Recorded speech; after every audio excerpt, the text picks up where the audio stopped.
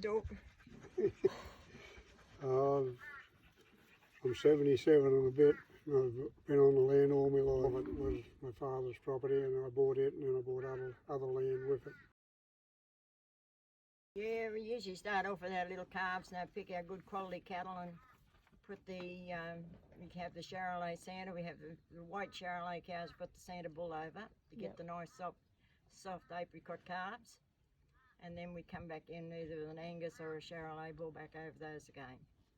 And then we're very, very hard on our quality of our cattle. We don't just keep anything, we keep nothing but quality. If the quality's not there, we just don't keep them.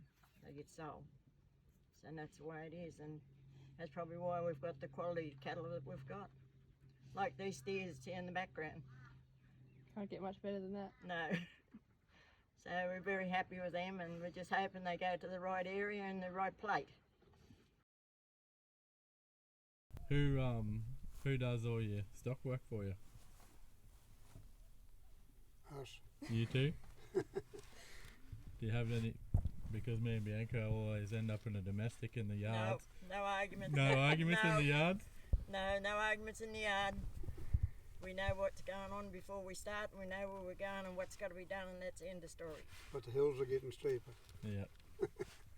I can't believe that, you guys do everything yourselves, and I think it's a pretty big credit to both of you that, you're running what you do, and you do everything yourselves, and then you still do other work externally as well. But if your mind's in it, well, it's not hard. Yeah. You know, I make hard work out of something if you're not interested. Yeah. Got to have the conveniences. That's the biggest problem. That's something we've put a lot of money into, our conveniences. If you haven't got conveniences, it makes work twice as hard, and then you end up having to get somebody to help you. Yeah. Where we've, over the years, we've done our fencing and yards and things like that, and we've improved, and that's what made life so much easier for us. And we're still, we can see something that needs, that needs a track around there so we can muster the cattle. It's easier for the dog and easier for us on the bike, and the cattle come down that track straight down to the yards. So its conveniences is probably half the saviour. Frankie. G'day. This is our yellow dog. He's only 2-year-old, and he's originated from Peter Brown's over in Casino at Spring Grove. And he's got a big home, real big home here, boots to fill. We'd be lost without him. He works all our cattle for us. We run about 4,500 head of cattle all up, and cows and calves and bullocks and heifers and things like that. So it's a full-time job. You've got to make sure the article's finished properly. If it's not finished properly, well, it makes it a little bit tougher to eat, sort of thing. But if you've got a good article and it's finished, and the tenderness and that's in your cattle, and softness in your cattle, that's what makes it a lot easier. Tastes better. Yeah, sure does. You don't have to chew it as hard. You haven't got to have your own teeth. You can have false teeth. You're looking to get the right article, to buy the right article. If you don't buy the right article, you won't be able to sell it at the other end.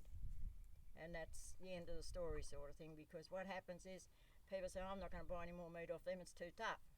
So therefore you lose business. So therefore you don't come back to us. Yep.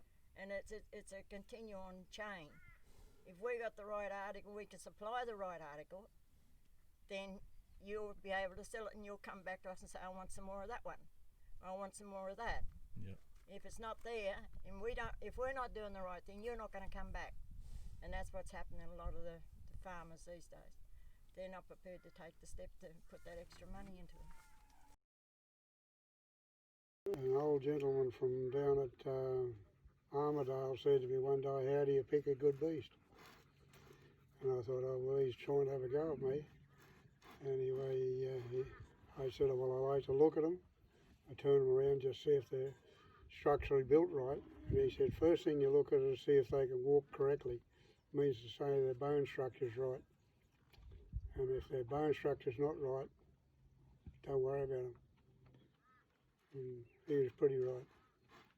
Yep. Same with the bulls and things like that. If you've got a bad structured bull, he's not going to produce you good calves. Yep. And that's what you've got to look at. You know, it's no good having something that's only sort of mediocre and very light in the back end and things like that, because that's where your main cuts come from out of the back end. Oh, we're happy with what we're doing. So, Still enjoy it. yes. Love doing it every yes, day. what would. Wouldn't know what to do if I wasn't doing it. Yeah.